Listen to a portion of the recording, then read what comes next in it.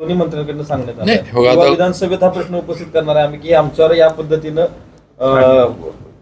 हल्ला करून किंवा या त्रास देऊन आमच्याकडनं ही सत्ता घेण्यात आली नाही नाही, आमच्या शेवटी पोलीस स्टेशन, कोर्ट आणि जे जे मार्ग काय म्हणजे हे ते मार्ग सगळ्यांनाच खुले आहेत. ते काय कुणी कोणाचे ते मार्ग बंद करू शकत नाही. जिथं आता तो कुठं जायचं, काय करायचं, हा काय दाद विचारायची किंवा मागायची तो त्यांचा विषय. पण हल्ला एकतर आम्ही कुठं हल्ला केलेला नाही. पहिली गोष्ट जे काही मी परत सांगतो की पोलिसांची कार्यवाही जी झाली आहे ती पोलिसांनी आलेल्या गुन्ह्याच्या ह्याच्यावर कार्यवाही केलेली आहे. आम्ही काय पोलिसांचे कपडे घालून काय आम्ही जाऊन तिथं काय पकडापकड किंवा त्यांची दांडकी घेऊन काय आम्ही तिथं जाऊन बसलो नव्हतो. पोलिसांनी हे केलेलं आहे. पोलिसांनी कार्यवाही केली. पोलिसांच्या कार्यवाहीमध्ये आता खरं म्हणजे ज्यांनी आता जे लोकप्रतिनिधी आहेत किंवा मंत्री आहेत जे आता आम्हालाही करतात त्यांनी पोलिसांच्या कार्यवाहीमध्ये म्हणजे खरं म्हणजे मग त्यांनी त्यात आडवं पडायला नाही पाहिजे होतं. पोलिसांनी काय असेल ते रितसर जे असेल कार्यवाही करून निर्णय घेतला असता. त्यांनी तरी पोलिसांची कार्यवाही गुन्हेगारांना लपवण्यासाठी किंवा त्यांना हे करण्यासाठी का पडावं. आम्ही हल्ला करायला किंवा आम्ही काही तिथं कुठं जाऊन हे केलं नाही. त्यांचं जे झालं ते पोलिसांच्या कार्यवाहीत त्यांचं जे झालेला विषय त्यामुळे त्याच्याशी आमचा भाजप म्हणून आमचा काहीच संबंध नाही. पोलिसांच्यावरती वरून दबाव होता आणि भाजपचे घडी असलेले पोलीस वागलेत असं शंभूराज देसाईंचा आरोप आहे. आता असं कसं म्हणू शकतो आपण. आता वरून दबाव किंवा कुठून दबाव वगैरे कुठनं जाईल. आता ह्या गोष्टी बोलायला ठीक आहेत. आता ह्याला अर्थ काय ह्या बोलण्याला वरून दबावाला. तर तुम्ही आता शंभूराजे तर पालकमंत्री आहेत, जिल्ह्याचे प्रमुख आहेत. ते उलट दबाव असला तर त्यांचाच असला पाहिजे सगळ्यांवर. आम्ही तर काय आत्ता मंत्री झालो. मी काय जयाभाऊ आम्ही दोघं एकाच वेळेला मंत्री झालो. आम्ही नवीन नाही ते पूर्वी किती आता मागची टर्म झाली, आत्ताची टर्म झाली, गृह खातं सांभाळले. आता आमचा कुठनं आता असला तर दबाव तर पालकमंत्र्यांचाच असला पाहिजे.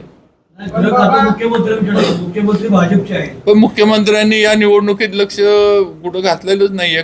तुम्ही बघा कधी त्यांनी निवडणूक अगदी फोन झाल्यानंतर हालचाल सुरू झाली की तुम्ही काही करा पण अध्यक्ष बनवा असा कधी फोन कधी झाला, कुणाला झाला, न कुठला, मग ते एकदा सगळं तरी मग असं मोगम बोलण्याचा अर्थ नाही ना. फोन झाला आणि मग हे झालं आणि मग ते झालं. तुमच्या फोनवर झालं तर काय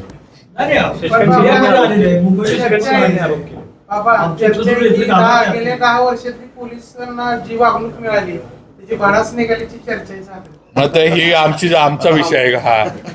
आता हे कुणी वागणूक दिली, काय दिली आणि कोणाच्या ते समजा हे जर चर्चा खरी असली तर हा ज्वालामुखी कुणाच्या हात होता, आम्ही पेटवला का काय केलं. तुम्ही पालकमंत्री पहिल्यांदा पोलिसांसमोर हातबल झाल्याचं पाहायला मिळालं त्याला. हे बघा आम्हाला आता पालकमंत्र्यांचं आणि पोलिसांचं काय प्रेम आहे आम्हाला माहीत नाही. आम्ही काय त्या ह्याच्यामध्ये कुठेही मध्ये नव्हतो. पोलिसांची जी कार्यवाही मी परत सांगतोय जो गुन्हा दाखल झाला त्याच्यावरनं जी होती ते होतं. आता त्यांचा आमचा विषय एवढाच आहे की आम्ही पूर्ण लोकशाही पद्धतीनं या निवडणुकीला सामोरं गेलो.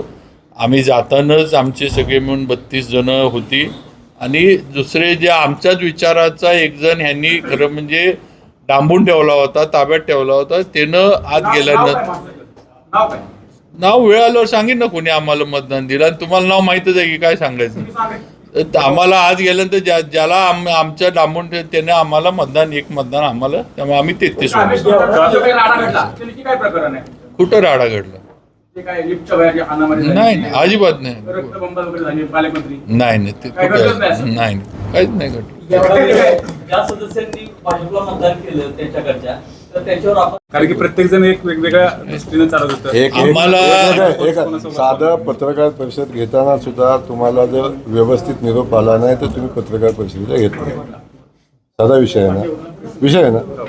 मग राज्याचे 2 कॅबिनेट मंत्री जर ऑफिसमधल्या शिपायाकडून ऑपरेटरकडून मिटिंगला या म्हणून निरोप येत असेल तर याच्यापेक्षा तुम्ही वेगळं काय तुम्हाला पाहिजे अजून. त्यामुळे सातत्यानं जे सांगितलं होतं त्यांना जर बैठकच करायची असती तर कधी आता फोन केला असता, राजेसाहेब या आपण बसू, गोरेसाहेब या आपण बसू, कधी फोन केला असता आणि बोलत असतं बैठकीला झाली असती, बैठक संपली असती विषय.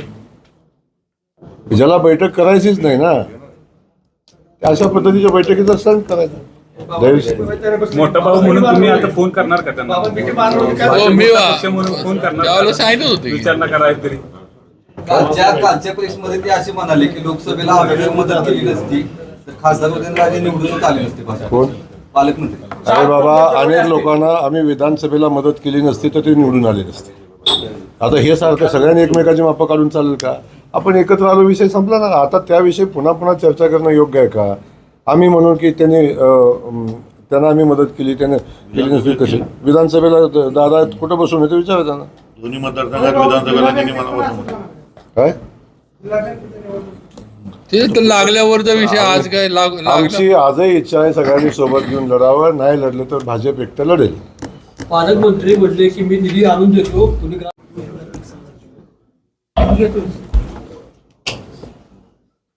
कर सुरू कर.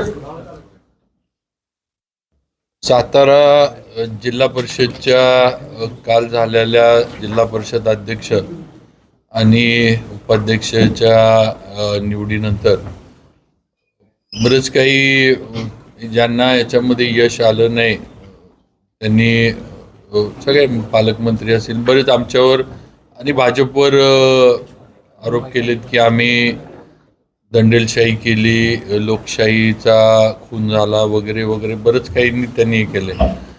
मला आपल्याला सर्वांना आणि आपल्या माध्यमातून जिल्ह्यातील सर्वच लोकांना पण आहे की आम्ही भारतीय जनता पार्टीच्या वतीनं पूर्ण लोकशाही पाळून लोकशाही पद्धतीनं या निवडणुकीला सामोरं गेलो. आमचे काल जिल्हा परिषदमध्ये ज्या वेळेला सभागृहामध्ये आमचे सदस्य गेले त्यावेळेला आमचे भारतीय जनता पार्टीच्या बाजूनं 32 आमचे सदस्य होते. 32 सदस्य आमचे सभागृहामध्ये गेले. सर्वजण स्वतः गेलेत. त्यात कुणीही मी त्यांच्या मागं होतो का जयाभाऊ मागं होते का असं अजिबात नाही. सगळे त्यांचे ते गाडीतनं येऊन त्यांचे ते सगळे गेले. दुसरं म्हणजे जे आमच्या विचाराचे काही सदस्य खरं म्हणजे या समोरच्यांनी त्यांना गेले 5-7 दिवस दबावाखाली ठेवलं होतं. अशा आमच्या विचाराच्या या सदस्यांनी सभागृहात गेल्यानंतर भारतीय जनता पार्टीकडनं मतदान केलं. ते त्यांनी त्यांच्या पूर्ण विचारानं आणि पूर्ण यानं केलेलं आहे. त्याच्यामध्ये कुणालाही म्हणजे भीती घालण्याचा दबाव वगैरे आणि असा कुठलाही प्रकार भारतीय जनता पार्टी का आम्हा कुणाकडनंही केला गेलेला नाही. अजून एक विषय जे सारखं हे केलं जातं की आता पण आपण थोडं अनौपचारिक बोलत होतो की जी तक्रारसुद्धा किडनॅपिंगची जी काही दाखल झाली त्यामध्ये आमचा भाजपचा कुठलाही तक्रारदार नाही आहे. त्या सदस्यांच्या घरातल्यांनीच तक्रार दाखल केली. मुलांनी स्वतःच्या म्हणजे जे सदस्य होते त्यांच्या चिरंजीवांनीच तक्रार दाखल केली आहे आणि त्यांनीच नावं दिली आणि पोलिसांनी आलेल्या तक्रारीप्रमाणे कार्यवाही केली आहे. ह्यात पोलिसांचं पण काय चुकलं किंवा पोलिसांनी मग असं समजायचं का की तक्रारी तरी पोलिसांनी गप्पच बसायला पाहिजे होतं. पोलिसांना जे योग्य वाटलं आलेल्या तक्रारीनं आणि ह्यानं निवडणुकीच्या ह्यानं म्हणा किंवा निवडणूक आहे अशा पद्धतीनं जर कुणाला किडनॅप करून नेलं अशी तक्रार द्या तर त्यांनी ती कार्यवाही केलेली आहे. त्यामुळं मगाशी जे मी म्हणले की भारतीय जनता पार्टी अयशस्वी झाली, हरली की लोकशाही जिंकली आणि आम्ही भाजप जिंकली की मात्र आम्ही दंडेलशाही केली. ते बाकीचे झाले इतर पक्ष निवडून आले की भाजप म्हणजे ते मशीन चांगलं आणि भाजपचे सगळे निवडून आले की मग मात्र मशीन हे असा जो एक भाजपवर हे केला जातोय त्यामध्ये नाही. काल पूर्ण लोकशाही पद्धतीनं आणि जे जिल्ह्यातील ह्यांची अपेक्षा होती. आज आमचे 27 सदस्य म्हणजे 28 आमचे रामभाऊ वेताळ्यांच्या पण मंडळी त्या आमच्याच 28 आमचे सदस्य होते आणि जे मित्रपक्ष आमच्याबरोबर यायची ज्यांना इच्छा होती ते आमच्याबरोबर आले, आमच्या विचाराचे आले आणि 33 मतं आम्हाला मिळून आमच्या जिल्हा परिषद अध्यक्ष आणि उपाध्यक्ष आमचे निवडून आले. हे कालच्या ह्याच्यातले आहे. आता ज्यांना त्यांची लोक सांभाळता आली नाहीत किंवा ज्यांच्यावर त्यांच्या सभासदांचा किंवा सदस्यांचा विश्वास नव्हता, काय जे काय असत आता त्यांनी बघावा. आम्ही काय त्याच्यामध्ये कुठेही जाऊन कोणालाही करून आलेलं नाही किंवा काही वेगळं आम्ही तिथं केलं नाही. त्यामुळे दंडेलशाही, आम्ही खून केला लोकशाहीचा वगैरे वगैरे हे साफ खोटे आरोप जिल्हा भाजपच्या सर्व आमच्या पदाधिकारी म्हणून आम्ही जिल्ह्यातले सगळे आमच्यावर केले जातात. ह्यात काही तथ्य नाही. तुम्ही महाराज हे सगळं तव्यावर ठाम आहे की पाटण तालुक्यात भारतीय जनता पक्षाचा आमचा पालकमंत्री सत्यजित पाटणकर आहेत. समजून घ्या, भारतीय जनता पक्षाचा सरकारचा पालकमंत्री मी कधीही म्हटलेलं नाही. बाबा त्या सभेत होते. आम्ही होतो. आता भारतीय जनता पक्षाचा आमचा तिथला पालक आहे तो सत्यजित पाटणकरच आहेत. आणि त्यामध्ये काय वावगं बोललो मी, का राग येतोय? पालकमंत्री पदावर दुसऱ्या कोणी बोलायचंच नाही असं का वाटतंय, का भीती वाटते सारखी? मला समजणं झाले. आता ते बाबा पालकमंत्री मी पण आहे, बाबा आहेत, आम्ही आहे सरकारमध्ये, आम्ही पालकमंत्री म्हणून काम करतो. पण मला एक समजून घ्या की मी कधीही त्यांच्या पालकमंत्री पदावर बोललो नाही. मी आमच्या भारतीय जनता पक्षाच्या पालकमंत्री पदावर बोललो. आता मी मानखटावमध्ये काम करतो, मी आमचा भारतीय जनता पक्षा तिथला पालक आहे ना. बाबा महाराज इथं काम करतात, हे भारतीय जनता पक्षाचे पालक आहेत. त्याच्यामध्ये वेगळं काय आहे? भाऊ दुसरं काय आहे की आपण एक लक्षात ज्यावेळेला पालकमंत्री पदाचे इलेक्शन म्हणजे सरकार झाल्यानंतर निर्णय त्यावेळेला तर तुम्हाला रायगडचा पेच किती झाला माहीत आहे, नाशिकचा पेच किती झाला माहीत आहे. तसं ह्या जिल्ह्यात भाजपच्या जागा जास्त आल्या आहेत निवडून. पण कुठं इथं आम्ही कुणी तसा पेच आम्ही भाजपच्या कुणीच निर्माण केला नाही किंवा कुणी एक ब्रशब्दानं पण आम्ही हे केलं नाही किंवा आमचे असं कसं रायगड नाशिक अजून पण आदांतरी येत आहेत तिथले विषय. आम्ही कधीच हे केलेलं नाही की बुवा हे आमचे जास्त आले भाजपचे जास्त आले वगैरे. उलट त्यावेळेला देवेंद्र फडणवीसांनी एकनाथ शिंदे साहेबांनी जो निर्णय घेतला, अजितदादा पण होते, त्यांनी जो निर्णय घेतला, ज्याला जी जबाबदारी दिली, ज्या पक्षाला जो जिल्हा दिला, तसं सातारा आम्ही मान्य केलं ना. म्हणजे एकनाथ शिंदे साहेबांच्या माई होती त्याप्रमाणे CM साहेबांनी निर्णय घेतला, आम्ही मान्य केला. कुठं आम्ही एका आमच्या इथल्या एका पण आमदारानं कुणी आक्षेप कुणी काहीच बोललेलं नाही, कुठं पक्षाकडनं आक्षेप काहीच नाही. आम्हाला काय त्याच्यामध्ये आम्हाला कुठं काय वाईट वाटायचा विषय. हो, आम्ही पहिला विषय सांगतो. एक आहे की ठीक आहे, आम्ही खूप संयम ठेवला आहे, खूप संयमाने वागतो. तर आम्ही बोललो तर बात बहुत लंबे तक जाएगी. आम्ही त्या गोष्टी काढत नाही. काय चालतं, कुठून चालतं, किती प्रेशर, कुठल्या अधिकाऱ्या प्रेशर, कुठनं काय होतंय, कुठनं काय होतंय, या सगळ्या गोष्टी आम्ही कधी बोललो नाही. बोलायची इच्छा आहे शेवटी. तिथंपर्यंत जाऊन एवढी माझी इच्छा आहे मनापासूनची. आपलं म्हणणं एवढंच आहे की चला निवडणूक लढलो, तुम्ही लढला, आम्ही हारलो, आम्ही स्वीकारलं ना. आता मी माझ्या मतदारसंघामध्ये मी राज्याचा ग्रामविकास मंत्री आहे. माझ्या मतदारसंघामध्ये चिठ्ठी माझ्या विरोधात निघाली, बरोबर. हा आणून व्हिडिओ TV वर दाखवले, बरोबर ना. मी म्हटलं का कधी एक शब्द बोललो, कधी काय झालं काय नाही. पण मला आता एवढी माझी ताकद होती, जिल्हा परिषद 2 मंत्री पुढं असताना आमची ताकद होती. मला माझ्या मान तालुक्यात नसतोय 3 सदस्य उचलता आले. आम्ही स्वीकारतो ना बाबा. ज्या गोष्टी कमी पडल्या, जिथं आम्ही कमी पडलो, आम्ही मोठ्या मनाने स्वीकारलं. आम्ही हे पण स्वीकारले की आम्ही आमच्यावर कोण कोण हसलं हेही बघितलं आम्ही. आमची टिंगल कोणी केली हे बघितलं आम्ही.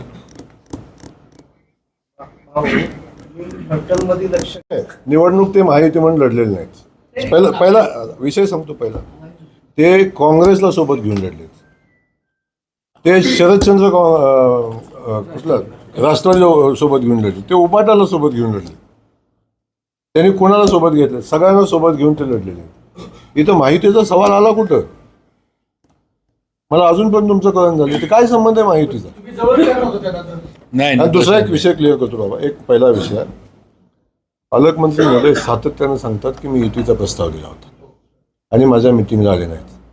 पालकमंत्र्यांनी ऑफिसमधल्या शिपायाकडून आमच्या ऑफिसमधल्या PA ला फोन केला होता आणि त्यांनी बैठकीला बोलवलं होतं. एवढी पालकमंत्र्याची उंची वाढली होती की राज्याच्या 2 कॅबिनेट मंत्र्याला शिपायाकडून फोन करायला लावणे. ऑपरेटरनं फोन केला होता की मीटिंग आहे. ना कधी मला त्यांचा मीटिंगसाठी फोन आला, ना कधी आम्हाला त्यांनी मीटिंगला बोलवलं. आणि त्याचं बाबाराजेंना बोललं असं मला माहिती नाही, पण मला जिल्हा परिषद अगोदरच्या नाही, बैठकीत नाही, मला कधी त्याच्यानंतर बोलवलं. पण तुम्ही जे म्हणला इलेक्शन झाल्यानंतर सुद्धा मी पालकमंत्र्यांना मी स्वतः भेटलो एकदा, मुंबईमध्ये बोललो, मी मकरंद आबांना पण बोललो. आधी मला पालकमंत्री म्हणले मकरंद आबांशी बोलायला लागल, मी मकरंद आबांना पण बोललो. परत मुंबईमध्ये मी या दोघांच्या बरोबर पण एकत्र बोललो की ही कुठंतरी एकत्र येऊन करूया युतीमध्ये, संघर्ष संपल आणि सगळ्यांना काम नीट करता येईल, जिल्ह्यात हे होईल.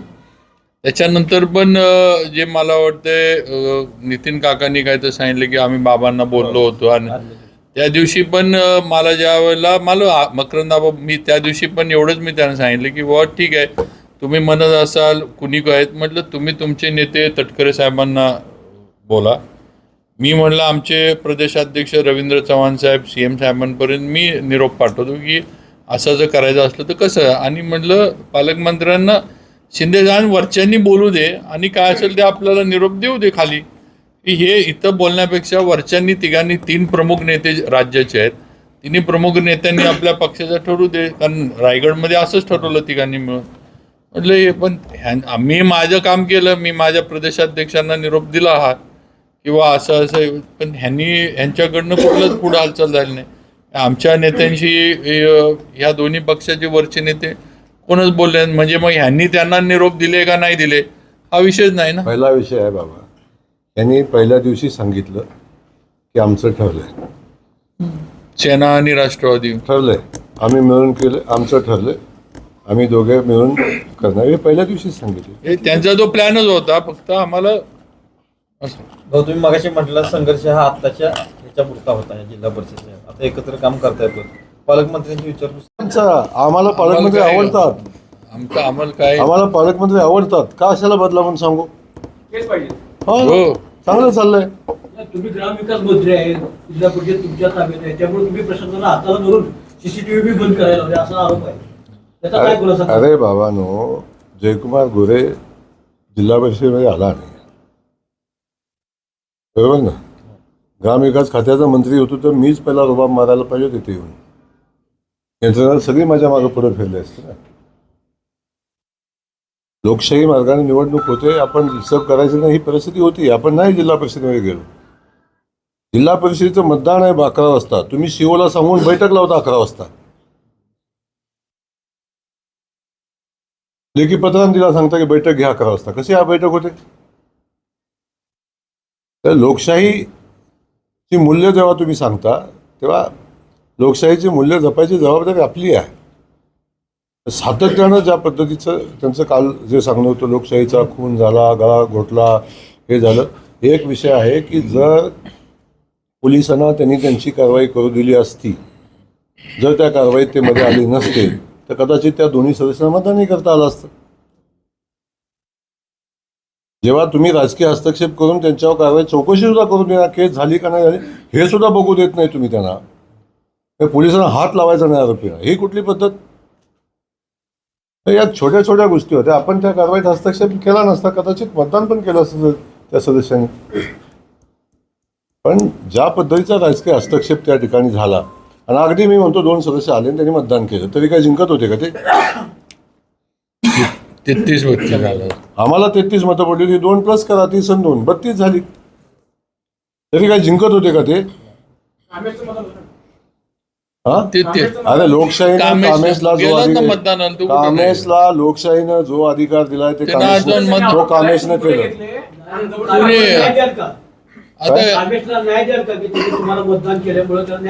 ते कामेशन आम्ही बघू ना, तुम्ही का चिंता करताय?